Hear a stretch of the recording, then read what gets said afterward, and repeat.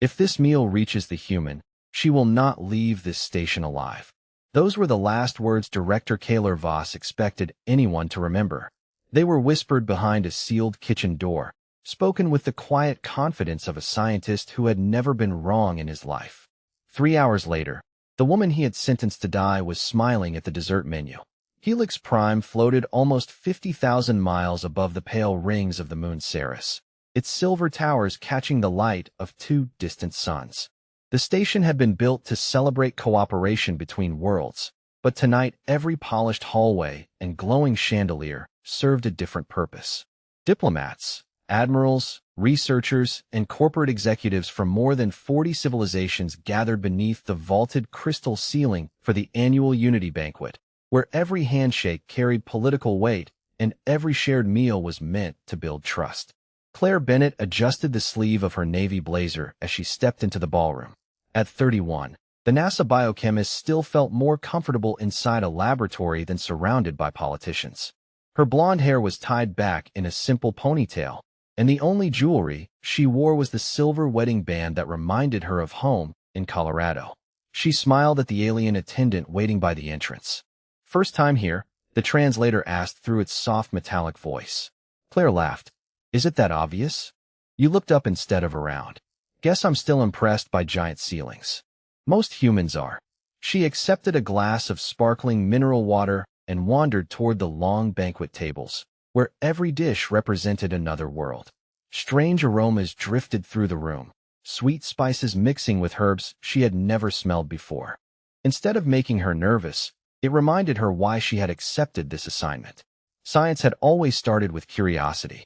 Across the room, Director Kaelor Voss watched her through the reflection of a polished serving tray.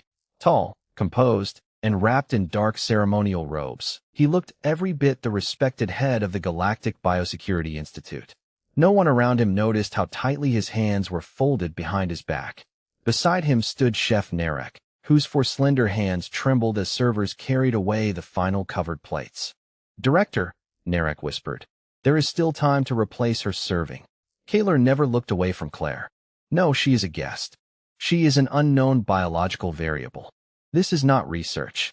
Kaelor's voice remained perfectly calm. "History is written by those willing to answer difficult questions." Narek lowered his eyes. Every instinct told him to stop this, but refusing a direct order from the station's highest scientific authority would end his career before sunrise. Claire reached her assigned seat beside Dr. Maya Collins, a young xenobiologist from Seattle who had spent the last 4 years studying alien ecosystems. Maya greeted her with an easy smile. "Finally, another human." Claire laughed as she sat down. "I was starting to think I missed the Earth table." "There isn't one." Maya leaned closer. "Word of advice. If they offer you the blue soup, take 1 sip. If they offer you the purple bread, take 2. And whatever you do," Claire grinned, "don't ask what's in anything." "Exactly." The lights dimmed slightly as the first course arrived. Silver lids lifted in perfect unison across the ballroom. Claire stared at the beautifully arranged dish in front of her. The glaze shimmered like liquid amber over delicate slices of roasted vegetables she couldn't identify. It smelled warm, smoky, and surprisingly familiar, almost like maple syrup mixed with fresh rosemary. She picked up her fork without hesitation while, from the opposite side of the room, Kaelor Voss quietly waited for the first bite. Claire lifted the first bite to her mouth, while dozens of conversations continued around the ballroom. Crystal glasses clinked together. Soft orchestral music drifted through the vaulted chamber. Nobody noticed Director Kaelor Voss stop breathing for just a moment. Chef Narek certainly did. He gripped the edge of the serving station so tightly that one of his assistants quietly asked if he was feeling sick. Claire smiled after the first taste. "Wow." Maya glanced over. "Good wow or diplomatic wow?" "Real wow." Claire took another bite. "This is amazing. It tastes like smoked squash, maple syrup, roasted pecans, and, I do not know, something citrusy." Maya blinked. "You actually like it?" "I love it." Across the room, Kaelor slowly narrowed his eyes. According to every biological record in the galactic archives, even a fraction of the compound hidden inside that glaze should have triggered immediate systemic failure in any carbon-based mammal. Instead, Claire reached for another forkful. "Chef deserves an award," she said with a grin. "Seriously, Maya laughed. You have been here exactly 20 minutes, and you are already making friends with the kitchen staff. Food is universal. Claire shrugged. Besides, whoever made this knows what they are doing. Kaelor quietly activated the medical scanner hidden beneath the sleeve of his robe. Invisible beams swept across the ballroom without attracting attention. Claire's heartbeat appeared on the display. Normal. Blood pressure. Normal. Body temperature. Normal. Cellular metabolism. Better than average. Kaelor frowned. That was impossible. He recalibrated the scanner and ran another sweep. The numbers barely changed. Behind him, one of his research assistants spoke in a cautious whisper. Director, perhaps the concentration was incorrect. No, perhaps human physiology is. Kaelor cut him off before he finished the sentence. Run another remote analysis. At the banquet table, Claire had already finished the entire plate. She dabbed the corner of her mouth with a napkin before looking around the room. Excuse me, she called politely to a passing server. Could I ask who prepared this dish? The server hesitated. Chef Narek, Dr. Bennett. Would you tell him it was fantastic? The translator repeated her words across several languages. Narek heard every one of them. His shoulders slumped in complete confusion. She complimented it, he whispered. Kaelor remained expressionless, but inside his mind years of certainty began to crack. He had dedicated 4 decades to studying toxic biochemistry across more than 300 intelligent species. His equations had predicted planetary quarantines with perfect accuracy. Entire governments trusted his work. Yet one human woman had just eaten a carefully measured dose of one of the most dangerous naturally occurring compounds ever cataloged and asked to thank the chef. Claire leaned back in her chair, looking happier than she had all week. I wish airport food back home tasted like this. Maya laughed. You Americans compare everything to airports. Only because airports set the bar so low.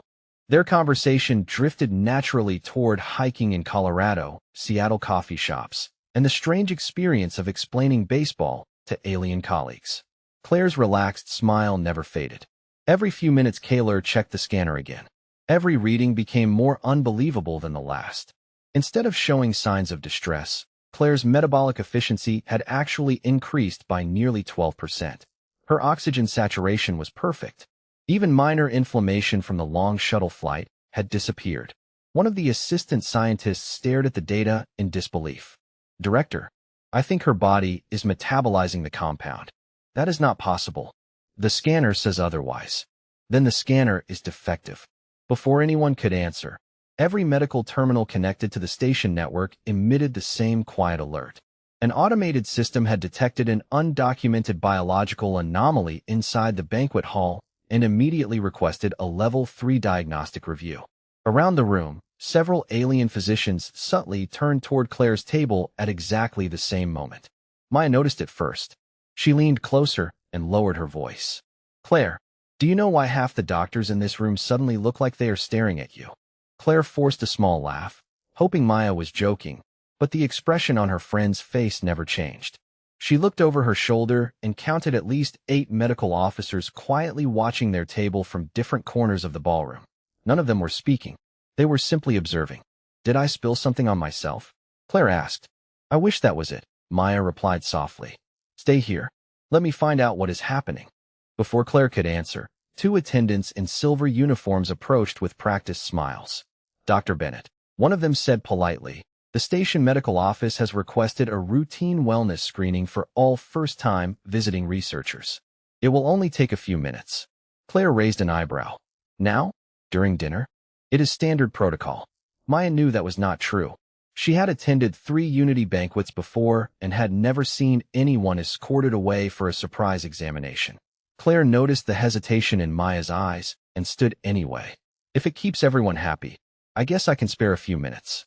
As they walked through the grand corridor, Claire glanced back toward the banquet hall. Can someone save my dessert? She called with a grin. I am not finished. A few nearby guests laughed. None of the scientists did. Inside the biosecurity wing, the atmosphere changed immediately. The warm music and friendly conversations disappeared, replaced by quiet ventilation fans and spotless white walls.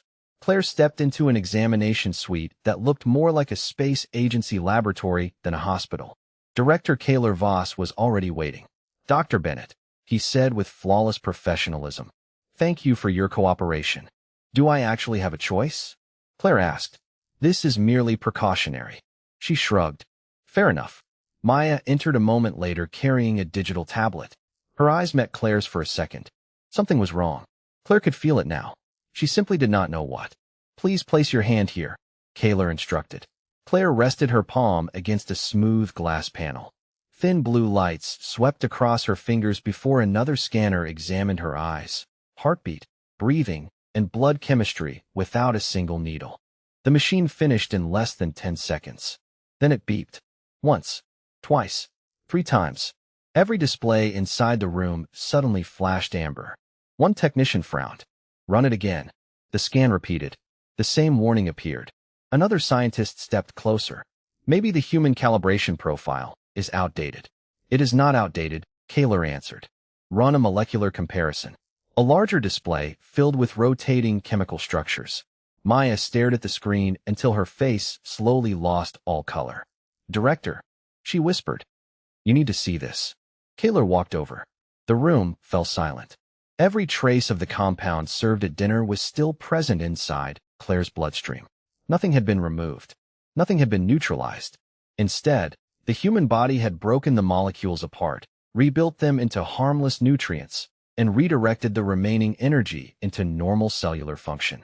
The computer highlighted increased metabolic efficiency, improved immune activity, and elevated tissue recovery markers. One elderly researcher quietly removed his glasses. That cannot happen. Another scientist shook her head. The database says that compound destroys living cells. Maya looked back at Claire, who sat comfortably on the examination table, swinging one foot like someone waiting for a routine dental cleaning. How are you feeling? Maya asked. Claire smiled. Honestly, better than I did this morning. Whatever your chef cooked, I have not slept this well in weeks. No one answered. Kaelor stared at the impossible results until a single thought pushed aside every other concern. If these records ever reached the Galactic Science Council, everything he had built over 40 years would collapse. He slowly looked toward the main laboratory console, where the complete scan had already begun uploading itself into the station archive. The upload indicator climbed from 12% to 19% before Director Kaelor Voss reached the main console. His voice stayed calm, but everyone in the laboratory heard the urgency beneath it. Disconnect the archive. A technician froze. Director, station policy requires every biological anomaly to be preserved. Then consider this an executive override. Fingers raced across glowing controls, but the archive ignored the command. Once an automatic scientific disclosure had begun, not even the station director could simply erase it. Maya watched the progress bar continue upward. 24%. 27%. She looked at Claire, who was still sitting on the examination table with a puzzled expression. Would somebody please tell me what is going on? Claire asked. Everyone keeps looking at me like I grew a second head. Before Maya could answer, alarms chimed softly through the laboratory. Not emergency alarms. Security notifications. Heavy blast doors slid into place around the research wing with a deep metallic sound. Claire stood immediately. That definitely does not happen during a normal wellness screening. Kaelor forced a reassuring smile. There has been a minor systems issue. Standard containment procedure. Claire folded her arms. I work around laboratories for a living. People only use the phrase standard procedure when something is absolutely not standard. Maya stepped closer to Claire and lowered her voice. I think your test results triggered an automatic scientific review. That upload contains your entire metabolic profile. Claire blinked. Because I liked dinner? Because your body did something nobody believes is possible. Across the room, Kaelor quietly activated his private communicator. Seal Corridor 7. Nobody leaves this laboratory until I authorize it. 2 security officers in dark gray uniforms appeared outside the transparent entrance. They carried compact restraint devices at their belts, but kept their hands away from them. Their posture alone changed the atmosphere. Claire noticed immediately. Okay, she said calmly. Now I have questions. Maya glanced at the upload. 41%. If the file reached the Central Council servers, thousands of scientists across the galaxy would receive copies within minutes. Kaelor could never contain the discovery again. Suddenly another alert echoed through the laboratory. Unauthorized remote access detected. Council Science Network requesting priority synchronization. Kaelor's expression hardened. Disconnect the external relay. We cannot, the technician answered. The council already accepted the transfer. Kaelor made his decision in an instant, then shut down the entire laboratory. The lights flickered. Backup generators activated as every workstation powered down one after another. Display screens went dark across the room except for the archive server, which switched to its independent emergency battery. The upload continued. 53%. You have got to be kidding me, Kaelor muttered. Claire looked from one face to another. Whatever that computer is doing, you seem awfully interested in stopping it. Nobody answered. Maya did. Because it proves everything they believed about human biology is wrong. Before Claire could respond, the laboratory lights failed completely. Only red emergency strips illuminated the corridor. Magnetic door locks disengaged with a heavy clunk throughout the research wing as the backup network shifted into evacuation mode.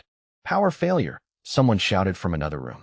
The security officers immediately rushed toward the control center while technicians scrambled to stabilize the systems.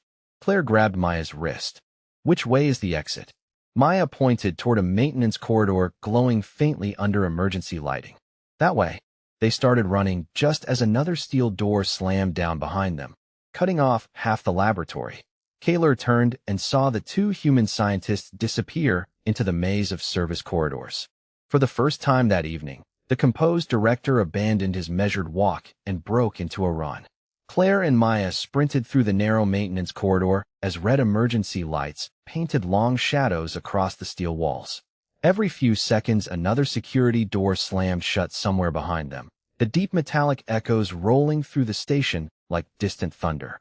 Claire was breathing hard, not because she could not keep up, but because none of this made any sense. Maya, she said between steps, I came here to give a lecture about microbial ecosystems. Why does it suddenly feel like I stole classified military secrets? Maya glanced over her shoulder. Because whatever happened inside your body may be worth more than any military secret in this sector. They rounded another corner and nearly collided with someone carrying a stack of insulated food containers. Chef Narek froze in place, his pale face draining of color when he recognized Claire. One container slipped from his hands and clattered across the floor.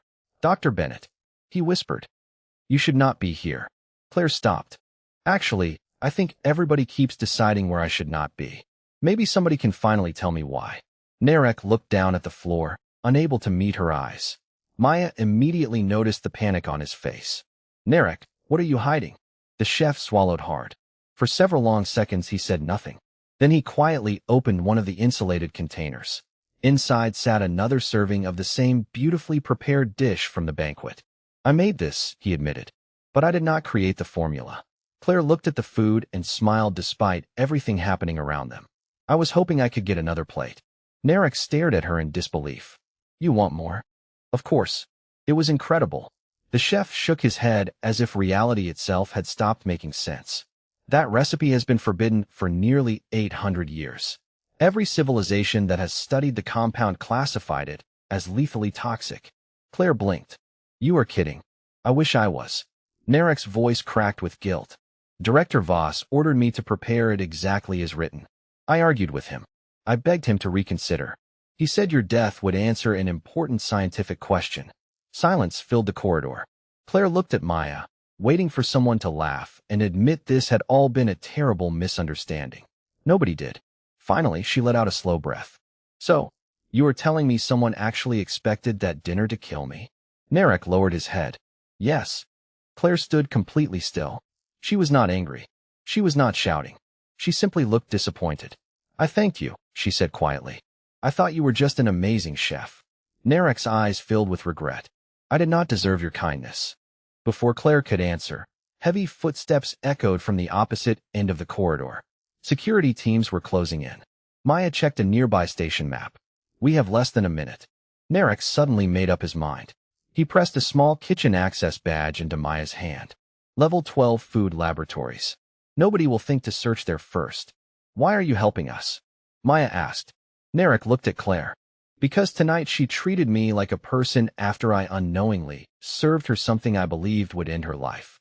I cannot undo what happened, but I can choose what happens next. Claire gently picked up the covered food container and smiled.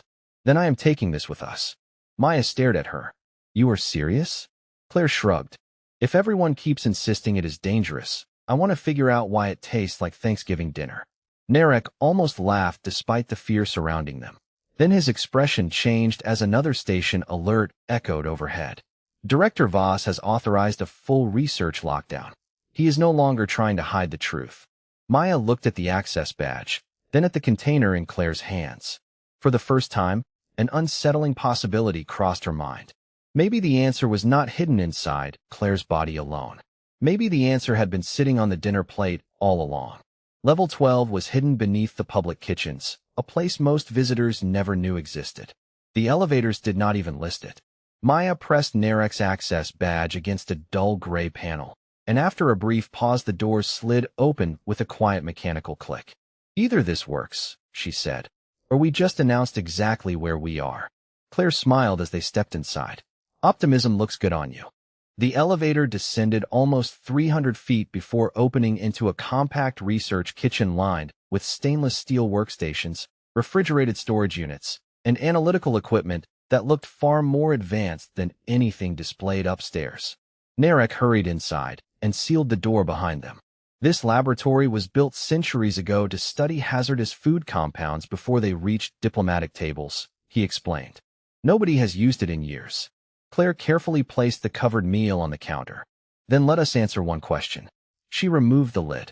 The warm aroma filled the room again, making everyone pause. It still smelled comforting, almost nostalgic. Maya activated a molecular scanner while Claire separated a small sample onto a sterile analysis plate. The machine hummed quietly before projecting thousands of rotating chemical structures into the air. Narek watched in silence.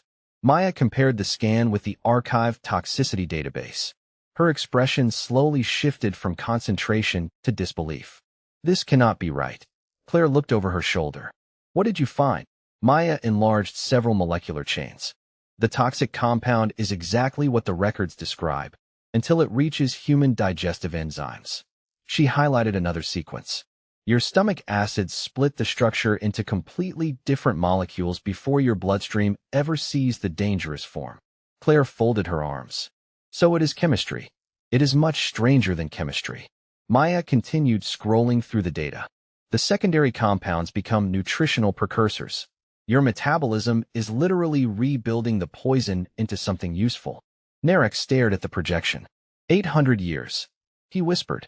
Entire civilizations banned this ingredient because every species they tested became critically ill.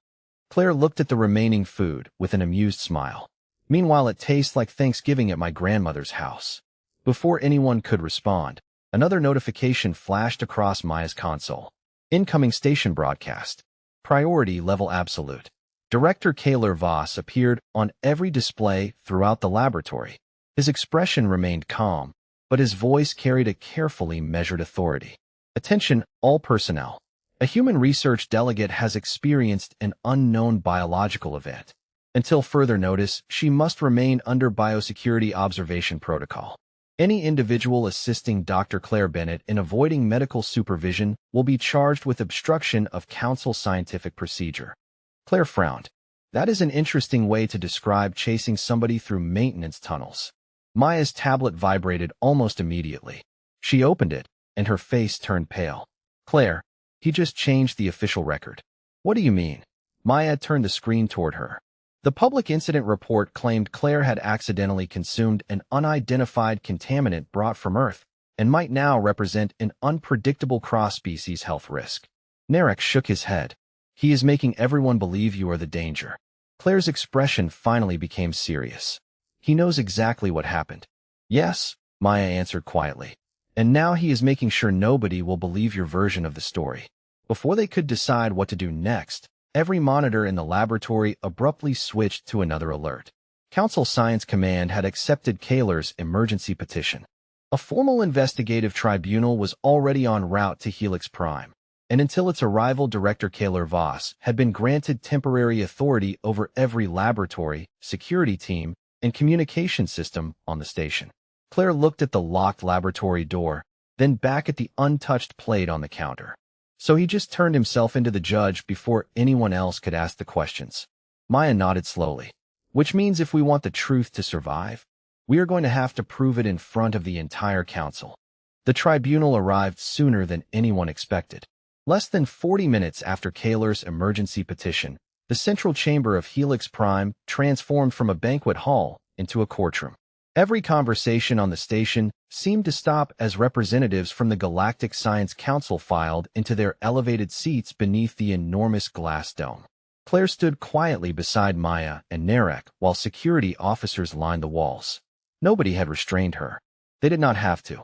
Kaelor had already convinced most of the station that she represented an unknown biological anomaly. The burden was no longer on him to prove guilt. It was on Claire to prove she was not a threat. Chief Arbiter Saris entered last. The elderly council leader surveyed the room before speaking in a calm, measured voice.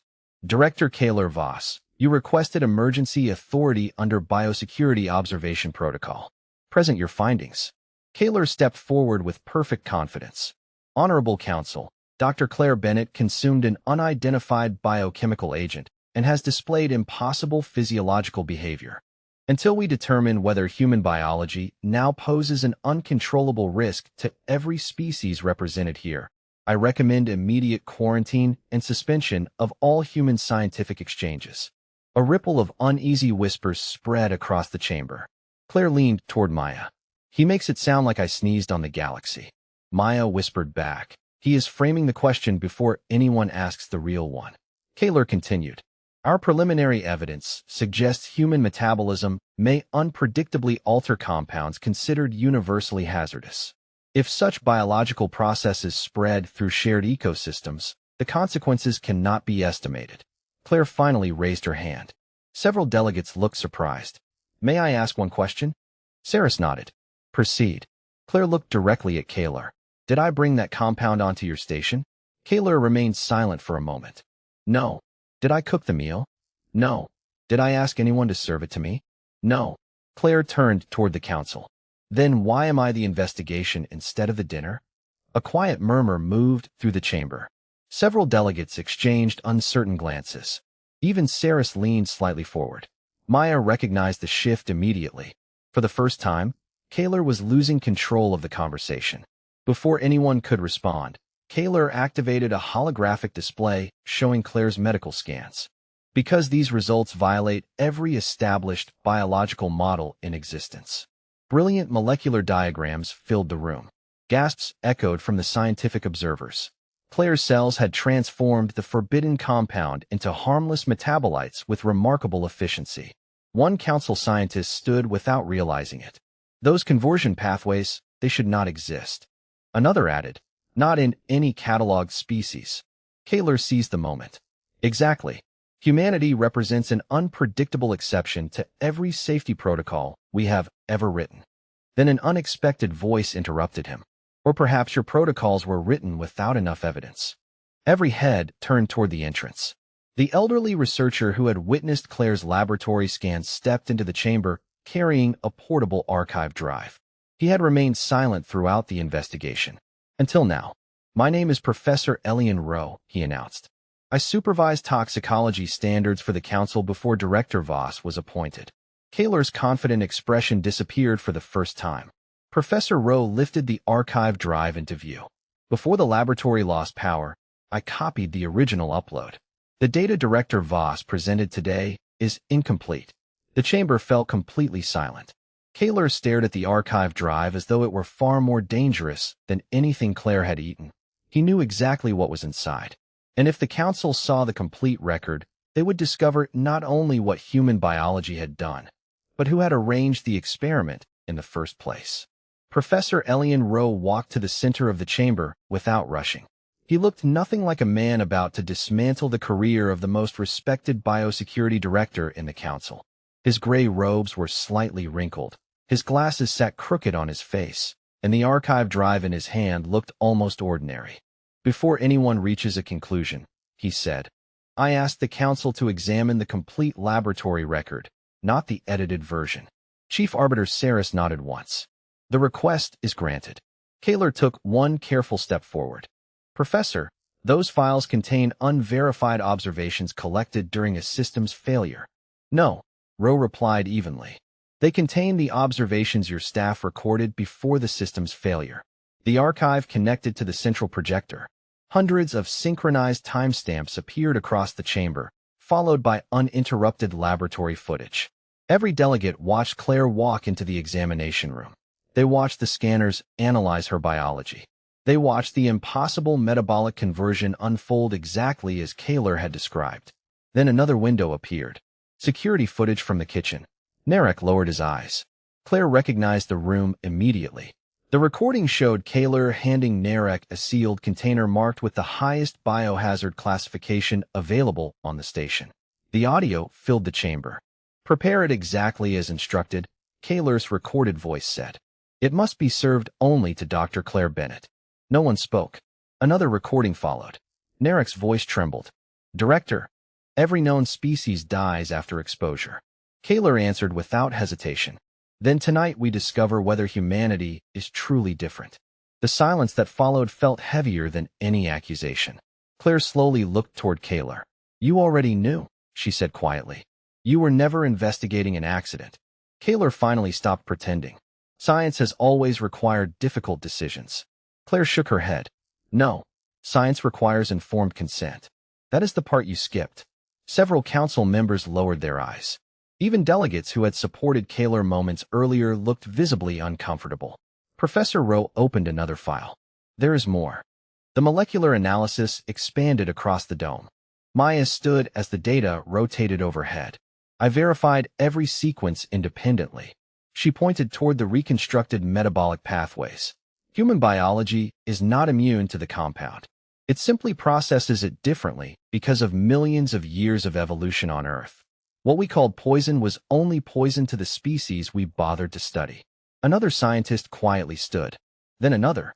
One after another, specialists from different civilizations began comparing the findings against their own databases. Within minutes, the chamber filled with overlapping conversations. The enzyme family is real. The conversion pathway is reproducible. Our toxicology standards never included human metabolism. Claire looked around the room, surprised by how quickly fear was turning into curiosity. So nobody actually tested this with humans before making the rule. Professor Rowe smiled faintly. "No, the council assumed every intelligent species would respond the same way. Assumptions are comfortable. Evidence is harder." Chief Arbiter Saris slowly rose from the bench.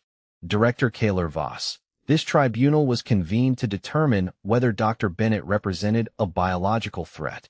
He paused as the entire chamber fell silent again. "The evidence now suggests the greater failure was not human biology. It was scientific arrogance." Kaelor stood motionless, but Claire noticed something strange. He was no longer arguing. Instead, he kept glancing toward the side entrance of the chamber where several senior council officials had quietly arrived without announcing themselves. Maya followed his gaze and whispered, "Claire, this hearing was never the end of the story." Claire frowned. "What do you mean?" Maya swallowed.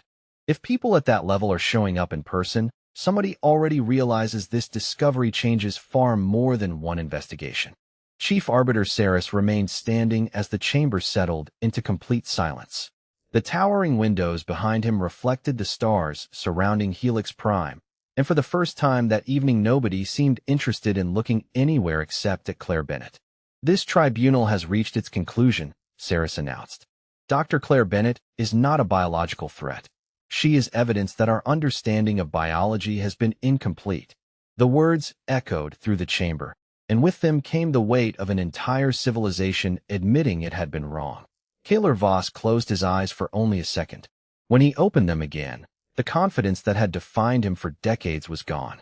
He removed the insignia from his collar and placed it gently on the council table. "I believe certainty was the same as truth," he said quietly. "I no longer believe that." Nobody applauded. Nobody celebrated. Some victories deserved silence. Professor Elian Rose stepped toward the center of the room, holding Claire's original laboratory file. "Effective immediately," he said. "Every toxicology standard in the Galactic Council will be reviewed using verified human biological data." No intelligent species will ever again be excluded simply because it does not fit an existing model. Around the chamber, scientists who had spent entire careers defending old assumptions slowly nodded in agreement. Maya let out a long breath she did not realize she had been holding. "You know," she whispered to Claire, "you accidentally rewrote 800 years of science." Claire smiled awkwardly. "Honestly, I was just trying to enjoy dinner." Laughter quietly spread through the chamber, breaking hours of tension in a single moment. Even Chief Arbiter Saris allowed himself a faint smile. Narek stepped forward carrying the insulated food container he had protected through the chaos. "Dr. Bennett," he said, "if you still wish to have the recipe." Claire's eyes lit up immediately. "I absolutely do." Narek handed her a neatly printed card filled with carefully translated measurements and preparation notes. "I removed nothing," he admitted. "This is the original recipe." Claire studied it for a few seconds before looking back up. "My family is never going to believe this." "Will you actually cook it?" Maya asked. Claire laughed. "Every Thanksgiving from now on." Another wave of laughter rolled across the room, this time warmer than before. The fear was finally gone. Several council delegates approached Claire, not as investigators or judges, but as fellow scientists asking honest questions. They wanted to know about Earth, about human food, about evolution, about the strange little blue planet where life had learned to adapt in ways no one had imagined. Weeks later, a new plaque appeared in the entrance hall of Helix Prime. It did not mention Kaelor Voss or the tribunal. It simply read, "The greatest danger to science is not ignorance. It is believing there is nothing left to learn." Visitors from every corner of the galaxy stopped to read those words before entering the research complex. Many of them never knew the full story. They only knew that one ordinary human had changed the way the council looked at discovery forever. Back on Earth, Claire stood in her kitchen on a cool autumn afternoon, carefully following the recipe while her family gathered around the table. The familiar smell filled the house, and her husband raised an eyebrow. "So this is the famous alien dish?" Claire grinned as she placed it in the center of the table. "According to half the galaxy, yes." He took one bite, smiled, and reached for another serving. "You should ask them for dessert next time." Claire laughed, looking out the window as the late afternoon sun settled over the mountains she had always called home. She realized that the most important lesson from Helix Prime had never been about poison or biology. It was about people. Fear grows wherever curiosity ends. But the moment someone is willing to ask a sincere question instead of making a confident assumption, entire worlds can change. Sometimes the future of two civilizations does not begin with a fleet, a treaty, or a weapon.